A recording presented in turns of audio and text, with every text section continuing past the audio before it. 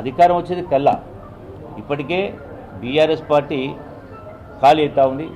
అంటే వరుసగా ఒక్కొక్కటి ఖాళీ అవుతూ ఆఖరి బీఆర్ఎస్ పార్టీ క్లోజ్ అవుతుంది. రాష్ట్రంలో ఈ యొక్క వడగండ్ల బారిన పడేటువంటి రైతాంగానికి వాళ్ళ ఖాతాలకు ఎకరానికి 10,000 చొప్పున ఆర్థిక సహాయం చేసే కార్యక్రమం జరుగుతూ ఉంది. అది రాగానే వాళ్ళ ఖాతాలో జమ చేయడం జరుగుతుంది. ఇది ఒక రకమైనటువంటి భరోసా.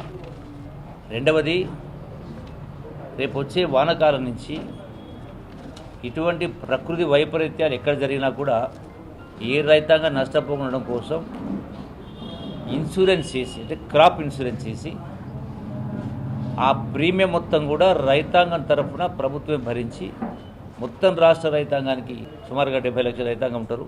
వాళ్ళందరికీ కూడా ఈ ప్రీమియం భరించి క్రాప్ ఇన్సూరెన్స్ చేసి ఆ ఇన్సూరెన్స్ కంపెనీస్ ద్వారా కూడా ఆ రైతులను ఆదుకునే కార్యక్రమం చేయడం జరుగుతుంది. సమస్య లేని ఇల్లు ఉండదు, పరిష్కారం లేని సమస్య ఉండదు. బంధాలు గొప్పవి, బాధలు చిన్నవి. మీ సమస్యని మేము పరిష్కరిస్తాం. రండి, మాట్లాడుకుందాం.